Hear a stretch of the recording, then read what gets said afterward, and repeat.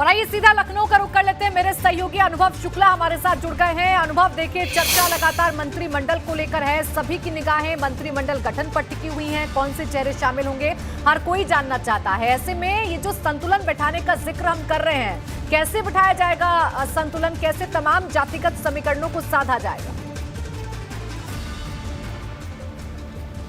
देखिए, सबसे महत्वपूर्ण ये है कि मंत्रिमंडल का गठन कब होगा, अब यही सबसे बड़ा सवाल है। और हमारे पास जो जानकारी है सूत्रों के मुताबिक 21 तारीख को ये शपथ ग्रहण समारोह हो सकता है। 21 मार्च को लखनऊ में ये शपथ ग्रहण हो सकता है, क्योंकि अब आप देखिए अमित शाह को, केंद्रीय गृह मंत्री अमित शाह को और झारखंड के पूर्व मुख्यमंत्री रघुवर दास को एक पर्यवेक्षक बनाया गया, अमित शाह को, और सह पर्यवेक्षक बनाया गया है रघुवर दास को।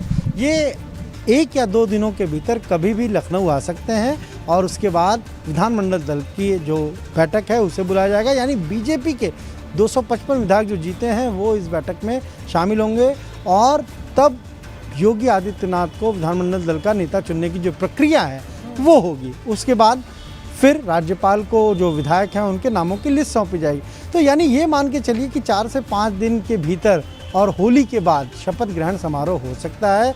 और चर्चा अब यही है कि जल्द से जल्द करने की तैयारी है, क्योंकि आप देखिए ऑब्जर्वर अगर नियुक्त हो गए हैं तो वो 1-2 दिन के भीतर कहा जा रहा है कि उनका लखनऊ आने का भी कार्यक्रम बन रहा है। तो ये अब महत्वपूर्ण है, कम से कम ये कहा जा सकता है कि ऑब्जर्वर नियुक्त हो गए हैं। दूसरा, किस तरीके से संतुलन को साधेंगे, समीकरणों को देखेंगे। 2022 का जो मंत्रिमंडल होगा, नई सरकार का जो मंत्रिमंडल होगा, हम बार बार ये कह रहे हैं कि इसमें 2024 की झलक होगी। 2024 में लोकसभा के चुनाव होंगे, उसकी एक झलक होगी। यानी क्षेत्रीय समीकरणों को साधा जाएगा, जाति समीकरणों को साधा जाएगा और ख़ास तौर से उन इलाकों को साधा जाएगा जहां पर बीजेपी को पहली बार जीत मिली है और जहां पर बीजेपी को जीत नहीं मिली है। दोनों ऐसे क्षेत्रों को साधने की तैयारी इस मंत्रिमंडल के जरिए होगी। और ये मानकर चलिए कि बहुत सारे नामों पर हो सकता है कि चर्चा हो भी चुकी हो। महामंत्री संगठन सुनील बंसल तो लगातार हम देख रहे हैं जब से चुनाव परिणाम आए हैं वो लखनऊ में ही मौजूद हैं। प्रदेश अध्यक्ष स्वतंत्र देव सिंह भी लखनऊ में मौजूद हैं। तमाम सारे विधायक उनसे मिल रहे हैं जो चुनकर आए हैं और एक तरीके से कहा जाए तो लॉबिंग में जुटे हैं। हर कोई अपनी लॉबिंग में जुटा है कि कोशिश है कि कैसे अब मंत्री बना जाए, जब सरकार का गठन हो, मंत्रिमंडल का गठन हो तो उसमें शामिल हुआ जाए।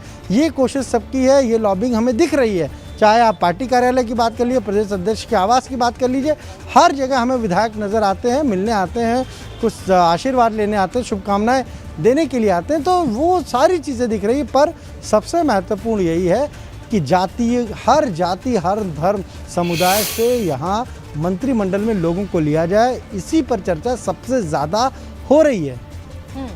बिल्कुल, देखिए इसी पर चर्चा हो रही है कि तमाम जातिगत समीकरणों को साधा जाए, क्योंकि यहाँ पर सवाल 2024 का भी है जिसे साधने की कोशिश भारतीय जनता पार्टी करेगी। अनुभव, लेकिन चूंकि आप तो लखनऊ में मौजूद हैं और तमाम पूरे दिन भर आज भारतीय जनता पार्टी के दफ्तर पर भी आप मौजूद रहे, आपने किस तरीके की सुगबुगाहट देखी? क्योंकि भारतीय जनता पार्टी जब कोई फैसला लेती है तो ऐसे फैसले लेती है कि किसी को भनक तक नहीं लगती। क्या कोई ऐसा शॉकिंग फैसला भी लिया जा सकता है? देखिए, ये बिल्कुल ठीक है कि बीजेपी ऐसे फैसलों के लिए जानी जाती है कि जो सामने दिखाई दे फैसले बिल्कुल उसके उलट होते हैं। तो हमने आज जो दिन भर देखा, तमाम सारे ऐसे मंत्री जो अभी सरकार में मंत्री थे वो लोग भी पहुंचे, कुछ राज्य मंत्री भी हमें नज़र आए। हर एक व्यक्ति की कोशिश है कि उन्हें रिपीट किया जाए या फिर लोगों को ये लग रहा है कि शायद मंत्री वो बनेंगे नहीं बनेंगे। ये बहुत ज़्यादा चर्चा है। हम जिससे भी मिल रहे हैं, जिससे भी बात कर रहे हैं, खासतौर से अगर मंत्रियों की बात करें, लेकिन इतना ज़रूर है कि कुछ सीनियर मिनिस्टर्स जो जीते हैं उन्हें ज़रूर हम कहें तो मंत्रिमंडल में जगह मिलेगी। अब जैसा आप सुरेश खन्ना की बात करिए, 9वीं बार जीत कर आए हैं, गिनीज बुक ऑफ रिकॉर्ड में उनका नाम गया है, 9वीं बार वो जीत कर आए हैं। बहुत लंबा अनुभव है उनके पास संसदीय कार्यों का। इसके अलावा आप देखिए सतीश महाना 8वीं बार जीत कर आए हैं, लगातार 8वीं बार वो जीत कर विधायक बने, तो उनको दोबारा रिपीट किया जाएगा। इसी तरीके से जयप्रताप सिंह, वो भी 8वीं बार जीत कर आए हैं, तो उनको भी रिपीट किया जाएगा, ऐसी चर्चा है। इसके अलावा जो पिछला मंत्रिमंडल था उसमें से कुछ नाम ऐसे हैं जिनको रिपीट किया जाएगा। जैसे लखनऊ कैंट से विधायक बने ब्रजेश पाठक, उनको रिपीट करने की तैयारी है।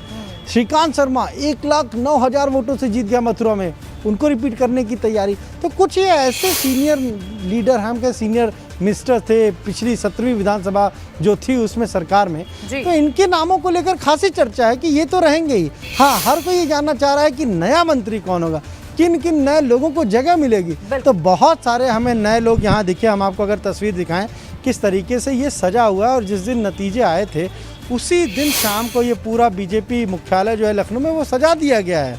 और आप देखिए किस तरीके से लाइटों से ये जगमगा रहा है।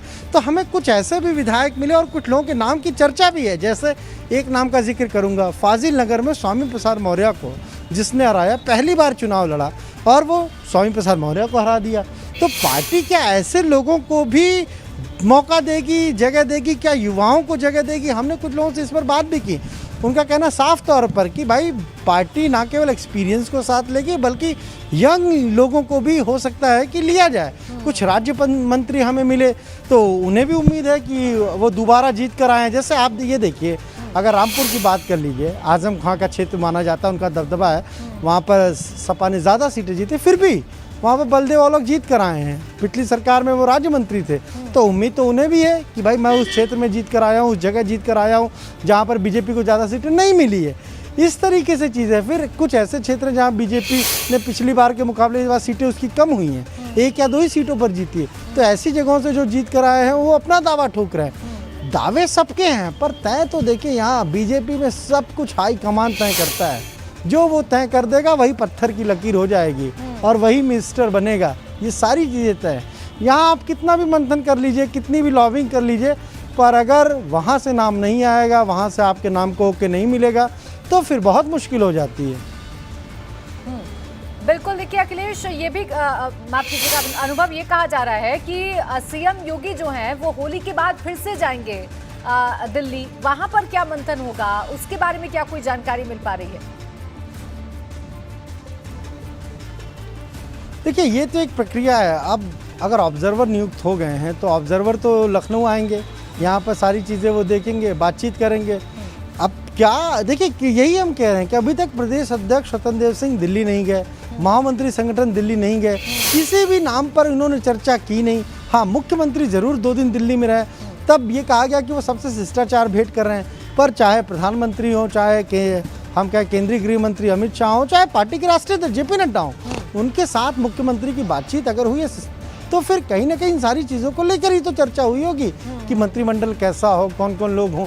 इन सारी चीज़ों पर चर्चा हुई है। पर अब इंतज़ार इसी बात का है कि क्या यहाँ से महामंत्री संगठन सुनील बंसल जाएंगे, प्रदेश अध्यक्ष स्वतंत्र देव सिंह जाएंगे। एक महत्वपूर्ण बात बताऊं, आज जो बैठक हुई है मुख्यमंत्री आवास पर, उसमें शामिल होने के लिए शाम के वक्त राधा मोहन सिंह यूपी प्रभारी वो पहुंचे थे और जैसे ही बैठक खत्म हुई वापस चले गए, एयरपोर्ट गए और वहां सब दिल्ली जा रहे हैं। देखिए, तो आप ये कहा जा सकता है कि चर्चाओं का बाजार गर्म है, अटकलें लगाई जा रही हैं। ये तो आने वाले वक्त में ही साफ हो पाएगा कि मंत्रिमंडल का जो स्वरूप है, अनुभव, वो क्या होगा। बहुत शुक्रिया आपका अनुभव, हमारे साथ जुड़ने के लिए और तमाम जानकारी हमारे दर्शकों तक पहुंचाने के लिए।